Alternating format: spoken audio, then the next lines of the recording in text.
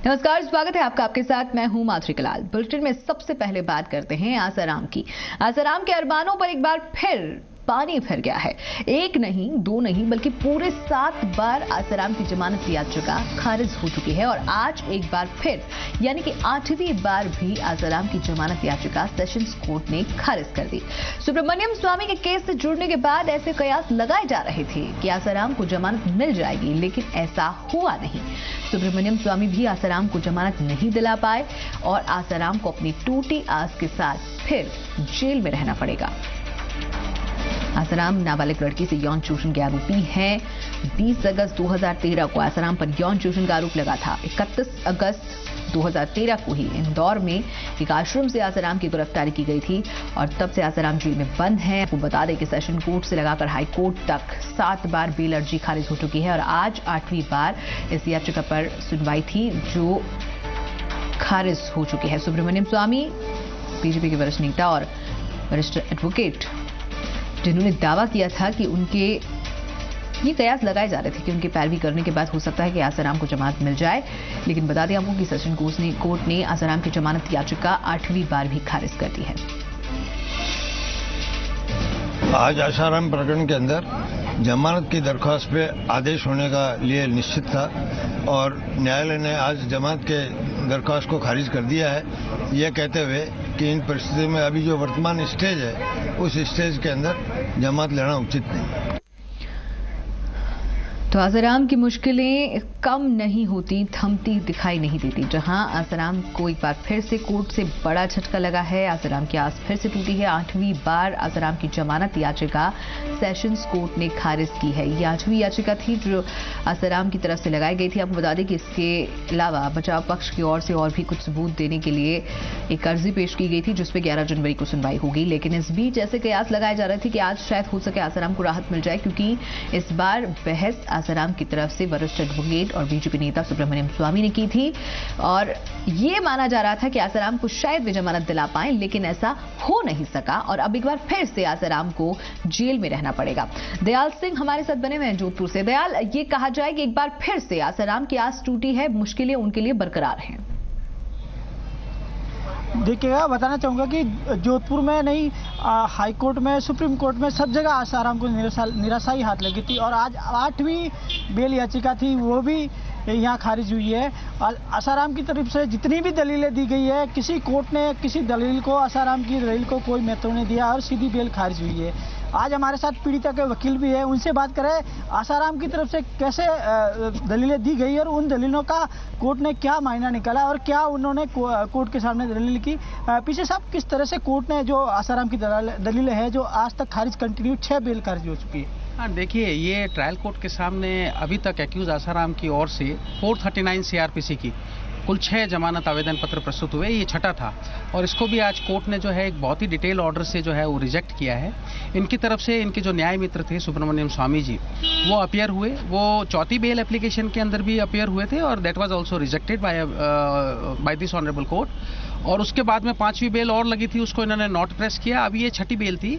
इस बेल के अंदर उनका मुख्य जो ग्राउंड था वो ये था कि एक तो एफआईआर के अंदर डिले है, उस डिले को प्रोसिक्यूशन ने एक्सप्लेन नहीं किया है। उसमें हमने ये जवाब दिया कि जो डिले है, that delay has been properly explain not only by the prosecution but also by the victim and her parents.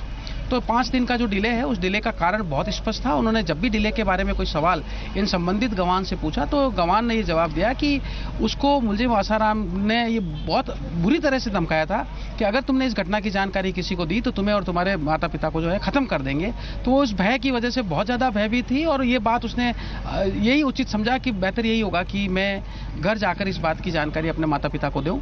तो वो जो यहाँ से वहाँ जाने के बीच में जो पीरियड था, that was the only period. तो ये ऐसा कुछ नहीं है क्योंकि ये माइनर थे, जोधपुर में नए थे, इनका यहाँ पे कोई मिलने वाला परिचित नहीं था। दूसरा, वकील साहब, बताना चाहूँगा कि जो न्याय मित्र सुब्रमण्यम स्वामी थे, उन्होंने मेडिकल रिपोर्ट पे भी क्वेश्चन उठाया था। ये एक इनकी तरफ से आर्ग्यूमेंट लिया गया था कि जो लोकनायक हॉस्पिटल दिल्ली में जो पीड़िता का जो मेडिकल एग्जामिनेशन हुआ है, उस मेडिकल रिपोर्ट के अंदर देयर इज नो इंजरी। तो हमने उस बात का जवाब ये दिया कि ये केस पेनिट्रेशन इंसर्शन का नहीं था, it was simply a case of oral sex, it was simply a case of touching of the private parts of the victim का था। और सुप्रीम कोर्ट ने ये कैटेगरिकली आज तक कंसिस्टेंटली ये हेल्ड किया है कि if the evidence of the victim is credible, trustworthy, inspire confidence in the mind of the court, then it doesn't require any corroboration even from the medical corroboration. तो उस बात को भी कोर्ट ने कंसिडर किया और उनकी इस दलील को कोर्ट ने ठुकराया है। हमारी ओर से इस संबंध में Aslam versus state of UP का जो 2014 का जजमेंट है वो कोर्ट के सामने साइट किया, उसके अंदर यही proposition of law laid down की गई थी। जहां तक रही बात की पीड़िता की आयु, एक ग्राउंड उनके द्वारा यह भी लिया गया था कि पीड़िता जो है she was major on the day of occurrence. तो इस संबंध में हमारी ओर से उनको ये कोर्ट के सामने दलील दी गई कि जो रूल 12 है juvenile justice care and protection का, उस रूल 12 के अंतर्गत क्लॉज सी के अंतर्गत ये स्पेसिफिकली ये मेंशन है कि if the matriculation certificate of the victim is available then no other document can be looked into for the purpose of her age. तो रूल 12 की कॉन्सोनेंस में जो मैट्रिकुलेशन सर्टिफिकेट है that is also available on the record and that has been collected by the investigating officer. तो उसमें जो पीड़िता की डेट ऑफ बर्थ है वही रियल डेट ऑफ बर्थ है और उस डेट ऑफ बर्थ के हिसाब से she was minor on the day of occurrence. ये जिन डॉक्यूमेंट्स को लेकर उस पीड़िता को मेजर बता रहे हैं वो डॉक्यूमेंट्स प्ले स्कूल से रिलेटेड है, जहां पर पीड़िता उस डॉक्यूमेंट को, उस प्ले स्कूल के डॉक्यूमेंट्स को रूल 12 के अंदर ही एक्सप्रेसली एक्सक्लूडेड किया गया है क्योंकि वो डेट ऑफ बर्थ गलत लिखी गई है और even in terms of the provisions of the law those documents can not be looked into. ठीक है सुनीता, जैसा कि वकील साहब ने बताया कि जो भी दलीलें आसाराम की तरफ से दी गई थी, सुब्रमण्य स्वामी की तरफ से आसाराम का न्याय मित्र बनके जो भी आसाराम की तरफ से पैरवी की गई, उन सब दलीलों को कोर्ट ने खारिज किया और आज आसाराम की जो छठी बेल याचिका थी वो भी खारिज हुई है। बिल्कुल दयाल, लेकिन इस बीच अब आसाराम के पास कोई उम्मीद बचती है, उनके पास कोई और रास्ता बचता है? क्योंकि आज फिर से उनकी जमानत याचिका खारिज होना एक बहुत बड़ा धक्का है उनके लिए। देखिए सुनीता, जो आसाराम के समर्थक है उनमें मायूसी है और आसाराम में तो बड़ी मायूसी होनी है। कल जिस तरह से आसाराम जमानत को लेके खुश थे, आज उनको जब ये सूचना जेल में मिलेगी तो निश्चित ही वो बड़े मायूस होंगे और जब अगली पेशी पर जब कोर्ट आएंगे तो भी पता चलेगा कि आसाराम कितने मायूस हुए और कितने जो है उनका हौसला है वो टूटा है। बताना चाहूँगा जो आसाराम की तरफ से जो दलीलें रही वो आज तक जितनी भी इनकी याचिकाएँ रही है जमानत के लिए वो खारिज होती गई, जिसमें एक भी दलील को आज तक कोर्ट ने नहीं माना। चाहे उम्र को लेकर दी गई हो, चाहे स्वास्थ्य को लेकर दी गई हो, चाहे और किसी तरह की बीमारी को लेकर दी गई हो, सब सारी की सारी दलीलें जो आसाराम की थी सारी एक बार फिर से आसाराम की आस टूटी है। बहुत बहुत शुक्रिया दयाल जानकारी पहुंचाने के लिए। तो आपको बता दी कि आसाराम को एक बार फिर से एक बड़ा झटका कोर्ट की तरफ से लगा है, जहां सेशन कोर्ट ने आज एक बार फिर से उनकी जमानत याचिका को खारिज कर दिया।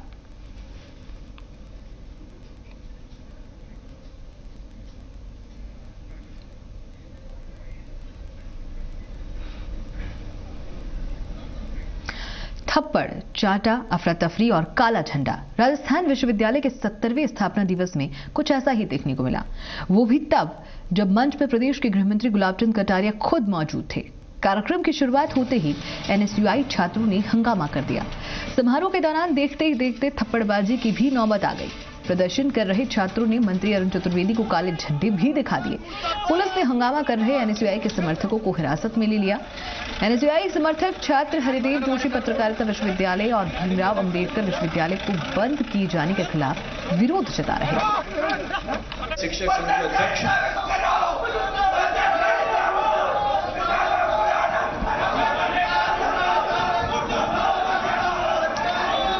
तस्वीरें जो आप देख पा रहे हैं इसमें राजस्थान यूनिवर्सिटी के 70वें स्थापना दिवस समारोह की तस्वीर है। काले झंडे तस्वीर में नजर आ रहे हैं आपको, साफ तौर पर काले झंडे दिखाए गए, नारेबाजी और हंगामा किया गया। 70वां स्थापना दिवस का आयोजन चल रहा था राजस्थान विश्वविद्यालय में और किस तरह से पुलिस ने छात्रों को खदेड़ कर बाहर निकाला। आपको भी बता दें कि करीब 16 छात्रों ने अपनी गिरफ्तारियां दी हैं इसके विरोध में। यहाँ विरोध हरिदेव जोशी पत्रकारिता विश्वविद्यालय और अंबेडकर विश्वविद्यालय को बंद किए जाने के खिलाफ विरोध प्रदर्शन किया गया एनएसयूआई के छात्रों की तरफ से।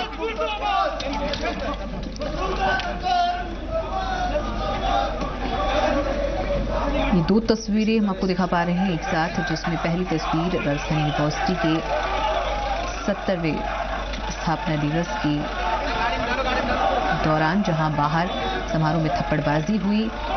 दूसरी तस्वीर मंत्री अरुण चतुर्वेदी को काले झंडे दिखाए जाने की।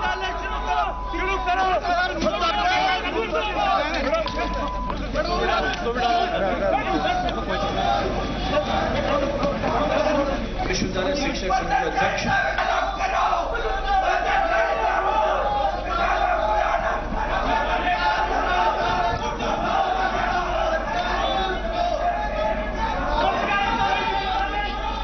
आशुतोष शर्मा जी मीडिया संवाददाता हमारे साथ बने हुए हैं। आशुतोष, 70वां स्थापना दिवस समारोह चल रहा था, एक बहुत अच्छा शांतिपूर्वक माहौल होगा, लेकिन अचानक से ये माहौल क्यों बिगड़ा, क्या हालात हुए और उसके बाद क्या स्थिति है? देखिए माधुरी, अभी हाल में ही कैबिनेट की बैठक हुई थी। बैठक के बाद ये बड़े निर्णय लिए गए थे कि पत्रकारिता हरिदेव जोशी जो पत्रकारिता विश्वविद्यालय उसको बंद कर दिया जाएगा और उसके साथ में ही जो अम्बेडकर विश्वविद्यालय उसको भी बंद करने की घोषणा कर दी गई थी। तो काफी सारे ऐसे घटनाक्रम थे उसके बाद में सामने देखने को मिले थे, जिसमें से एक बड़ा विरोध आज देखने को मिला है। खुद गृह मंत्री गुलाब चंद कटारिया और सामाजिक न्याय एवं अधिकारिता मंत्री जो अरुण चतुर्वेदी हैं वो इस कार्यक्रम के अंदर मौजूद थे। राजस्थान विश्वविद्यालय के ही 70वां स्थापना दिवस समारोह चल रहा था। पूरी तरीके से शांतिपूर्ण ये समारोह था, लेकिन शायद किसी को भनक नहीं थी, शायद पुलिस के किसी भी पुलिसकर्मी को किसी को भी भनक नहीं थी, विश्वविद्यालय प्रशासन से जुड़े किसी भी कर्मचारी को इस बात की भनक नहीं थी कि इसी भीड़ के अंदर, इसी हॉल के भीतर एनएसयूआई के कुछ कार्यकर्ता बैठे हुए और जो एक तय रणनीति के साथ में इस कार्यक्रम में रंग में जो कहते हैं भंग करना चाहते हैं, काले झंडे दिखाने का तय कार्यक्रम था। कहीं ना कहीं जो भीतरी जानकारियां होती हैं वो शायद पुलिस नहीं जुटा पाई और एक इनका तय कार्यक्रम था। जैसे ही कार्यक्रम शुरू हुआ, एक एक करके एनएसयूआई के कार्यकर्ता अपनी कुर्सी से खड़े हुए, नारेबाजी की गई और काले झंडे दिखाए गए। तो जो पूरा घटनाक्रम है वो पुलिस का फेलियर तो बताता ही है, साथ में ये भी बताता है कि विश्वविद्यालय प्रशासन अपने स्तर पे कितना तैयार है। दूसरी बड़ी बात यह है कि क्योंकि यहाँ पे सरकार के मंत्री बैठे हुए थे, भाजपा से अपने ताल्लुकात रखते हैं और भाजपा की जो छात्र इकाई है अखिल भारतीय विद्यार्थी परिषद रहती है और उसी के ठीक विपरीत यानी कि उनके जो विपक्ष में राजस्थान विश्वविद्यालय में रहते हैं वो एनएसयूआई के कार्यकर्ता होते हैं। तो ऐसा कोई भी मौका, ऐसी कोई भी बात वो नहीं छोड़ना चाहते हैं जब इस तरह की कोई कार्यक्रम हो जहाँ पे अपना विरोध प्रदर्शन ना हो। और जब हाल में सरकार ने इतना बड़ा फैसला लिया है जिसके विरोध में लगातार प्रदर्शनों की जो सूचना है वो सामने निकल के आ रही थी, तो ये इस प्रदर्शन की सूचना क्यों नहीं निकल के आई, क्यों विश्वविद्यालय प्रशासन के सामने, विश्वविद्यालय परिसर के अंदर इस तरह का हंगामा हो गया, ये अपने आप में कहीं ना कहीं पुलिस से एक बड़ी चूक हो गई। लेकिन एक बड़ा विरोध मंत्रियों को देखना पड़ा। मंच पर खुद गृह मंत्री मौजूद थे आशुतोष और उनके सामने इस तरह से काले झंडे दिखाए गए, नारेबाजी की गई, धक्का मुक्की हुई, थप्पड़बाजी हुई, उसके बाद क्या स्थिति हुई? पुलिस ने कुछ लोगों को हिरासत में लिया यहाँ पे? देखिए तस्वीर में अगर साफ देखें तो जैसे ही एक एक करके कार्यकर्ता खड़े हुए थे, पुलिस ने उनको बेरहमी के साथ में उनको वहां से खदेड़ा है, मौके से बाहर तक भगाया है और इस पूरे घटनाक्रम के विरोध में तकरीबन 16 कार्यकर्ताओं ने एनएसयूआई के अपनी गिरफ्तारी दी है। एक एक करके एनएसयूआई के जो बड़े नेता हैं वो गांधीनगर थाने पहुंच रहे हैं और वही जो समझाइश की स्थिति है वो देखने को मिल रही है। एक बड़ी बात यह है कि क्योंकि पुलिस विभाग का जो मुख्य आला कमान यानी कि गृह मंत्री इस कार्यक्रम में मौजूद थे और उन्हीं के सामने अगर इस तरह की घटना सामने आती है तो पुलिस का जो गुस्सा है वो सामने देखने को मिलता है। जो लगातार थप्पड़ मारे गए, लगातार छात्रों को वहां से खदेड़ा गया जो प्रदर्शन कर रहे थे, वो तस्वीरों में साफ तौर पर कैद हो चुका है। यानी कि पहले पुलिस चूक कर देती है और जब उससे चूक हो जाती है तो अपनी खींच निकालने के लिए, अपना गुस्सा निकालने के लिए अचानक से ऐसे छात्रों को खदेड़ दिया जाता है। बहुत बहुत शुक्रिया आशुतोष जानकारी पहुंचाने के लिए। तो आपको बता दें कि फिलहाल इस पूरे मामले में कुछ छात्रों को जहां कुछ छात्रों ने अपनी खुद गिरफ्तारी दी है, तो वहीं अब धीरे धीरे गांधीनगर थाने में पहुंचा जा रहा है और इस पूरे मामले में समझाइश का दौर भी चल रहा है। इधर विधानसभा मामले को लेकर चल रही बैठक भी खत्म हो चुकी है। विधानसभा अध्यक्ष कैलाश मेघवाल ने सरकार के अधिकारियों से नाराजगी जताते हुए जवाब भी मांगा है। इस बैठक में विधानसभा में आने वाले सवालों के जवाबों में ढिलाई बरती जा रही थी, जिस पर स्पीकर ने यह बैठक बुलाई थी। उनके साथ मंत्री राजेंद्र राठौड़ भी मौजूद रहे। आपको बता दें कि इस बैठक में 40 से ज्यादा अधिकारियों को तलब किया गया था और सीधे तौर पर उनसे पूछा गया कि जिस तरह के सवाल विधानसभा में आते हैं उन पर उन्हें गंभीरता से क्यों नहीं लिया जा रहा, और इसी को लेकर ये बैठक बुलाई गई थी। इस बैठक का मेन मकसद जो था वो इसी मुद्दे पर चर्चा करना था कि विधानसभा में आ रहे सवालों पर गंभीरता क्यों नहीं बरती जा रही या विधानसभा में आने वाले सवालों के जवाबों पर इतनी ढिलाई क्यों बरती जा रही है। इसमें विधायक के सवालों के जवाब में ढिलाई बरतने के मामले को उठाते हुए गंभीरता दिखाई गई और सख्ती दिखाई गई विधानसभा अध्यक्ष कैलाश मेघवाल की तरफ से। उनके साथ मंत्री राजेंद्र राठौड़ भी मौजूद रहे। शशि मोहन शर्मा जी मीडिया संवाददाता हमारे साथ बने हुए। शशि, क्या कुछ उस बैठक में खास रहा, किस तरह से बैठक हुई? देखिए माधुरी, हालांकि बैठक में से निकल करके बहुत ज्यादा कंटेंट तो नहीं मिल रहा है, लेकिन जो सूत्र हैं उन्होंने ये साफ संकेत दिए हैं कि स्पीकर बेहद सख्त दिखे हैं अधिकारियों के लचर रवैये पर। उनका कहना है कि सीधे तौर पर जनप्रतिनिधियों की, सरकार की जनता के प्रति जवाबदेही होती है और उस जवाबदेही की चर्चा के लिए ही विधानसभा बनी हुई है। ऐसे में विधानसभा में उठे हुए सवालों का जवाब नहीं देना, विधानसभा की जो समितियां हैं उनके निर्देशों की पालना नहीं करना, वो लोकतंत्र की तौहीन है और इसको लेकर के स्पीकर ने काफी सख्ती दिखाई है। और जो विधानसभा उपाध्यक्ष हैं राव राजेंद्र सिंह, उन्होंने भी स्पीकर की नाराजगी को जायज बताते हुए अधिकारियों को ये ताकीद की कि भविष्य में ऐसी शिकायतें ना आए और जो सवाल पूछा जाए जनप्रतिनिधियों की तरफ से, विधायकों की तरफ से, उसका समयबद्ध तरीके से जवाब दिया जाए। माना साथ ही ये भी कहा गया बैठक में कि कभी कभी कुछ सवालों में पेचीदगियां हो सकती हैं, लेकिन उसमें भी इतना मामला डेफर नहीं हो कि वो बिल्कुल लापरवाही पूर्ण रवैये में आ जाएं, उसका जवाब ना दें या उसका जवाब नहीं देने के लिए तरह तरह के बहाने बनाए जाएं। जी माधुरी। शुक्रिया शशि जानकारी पहुंचाने के लिए। तो आपको बता दें कि आज इस बैठक में जहां सूत्रों के अनुसार जो खबर निकलकर सामने आ पा रही है, विधानसभा स्पीकर ने काफी सख्ती दिखाई है और नाराजगी भी जताई है और अब ये हिदायत भी जरूर दी है कि किसी भी तरह से जो सवाल विधानसभा में आते हैं उन पर गंभीरता से उनसे निपटा जाए, गंभीरता से उनका जवाब दिया जाए।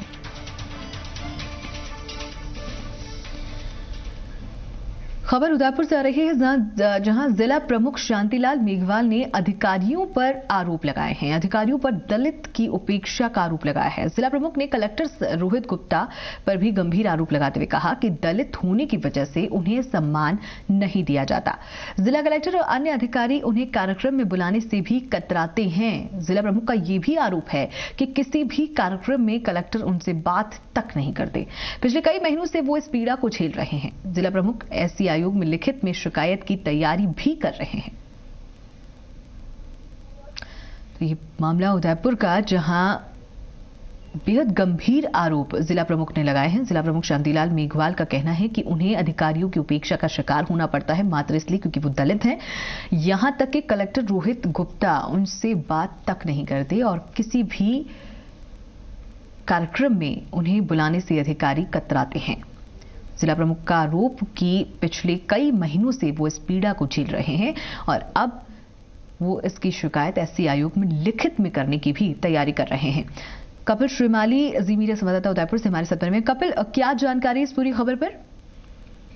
देखिए माधुरी, जिला प्रमुख के आरोप काफी गंभीर हैं क्योंकि उनका ये कहना है कि पिछले कुछ महीनों से लगातार जो कार्यक्रम पंचायती राज के अंतर्गत होते हैं और पंचायती राज के जिले में मुखिया जिला प्रमुख होता है, ऐसे में उन्हें कार्यक्रम की जानकारी देना अति आवश्यक माना जाता है।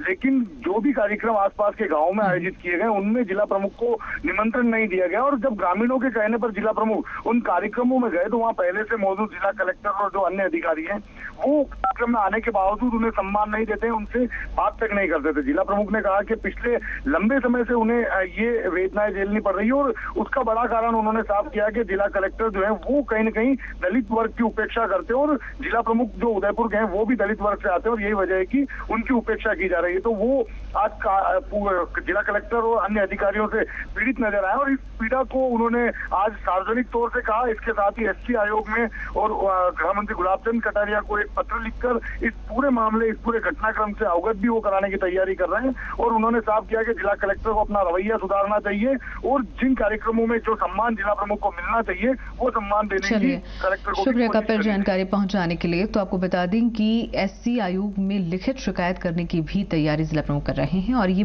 बेहद गंभीर आरोप उन्होंने अधिकारियों और कलेक्टर पर लगाए हैं। कोटा बोरखेड़ा इलाके में हाईवे पर मगरमच्छ आने से आसपास की बस्ती में हड़कंप मच गया। जैसे ही इलाके के लोगों ने मगरमच्छ को सड़क पर देखा, हाईवे पर लोगों की भीड़ जमा हो गई। स्थानीय लोगों ने वन विभाग को मगरमच्छ के हाईवे पर आने की सूचना दी। वन विभाग के सदस्यों ने मगरमच्छ को पकड़ा और हाईवे पर इकट्ठा भीड़ ने यहां तक कि मगरमच्छ पर पत्थर से हमला भी किया था, जिससे मगरमच्छ घायल हो गया था। वन विभाग की टीम मगरमच्छ का पहले इलाज कराएगी और फिर उसे चंबल नदी में छोड़ दिया जाएगा। एक्सक्लूसिव तस्वीरें आपको बता दें कोटा के बोरखेड़ा की, जहां मगरमच्छ को देखने के लिए उमड़ी भीड़ भी साफ तौर पर नजर आ रही है और लोगों ने यहां पर इस मगरमच्छ को पत्थर से मारा, जिससे वो घायल हो गया। फिलहाल वन विभाग की टीम इसे अपने साथ ले गई है। इसका इलाज करवाया जाएगा और उसके बाद इसे चंबल में छोड़ दिया जाएगा।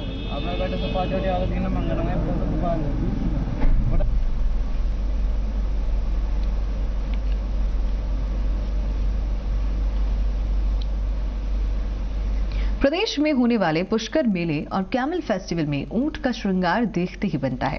कैमल फेस्टिवल ऊंट के फर कटिंग कंपटीशन का भी अलग ही क्रेज है, लेकिन जापान से आई युवती बीकानेर में ऊंट के बालों की कटिंग के साथ जो कला प्रदर्शित कर रही है, वो हर किसी का ध्यान अपनी तरफ खींच रहा है। जापान में हेयर कट पार्लर चलाने वाली मेगुमी को पता चला कि भारत में ऊंटों की भी हेयर कटिंग होती है, तो वो खींची चली आई। ऊंटों के बालों की कटिंग करते हुए मेगुमी ने कई चित्र और कलाकृतियां बना डाली।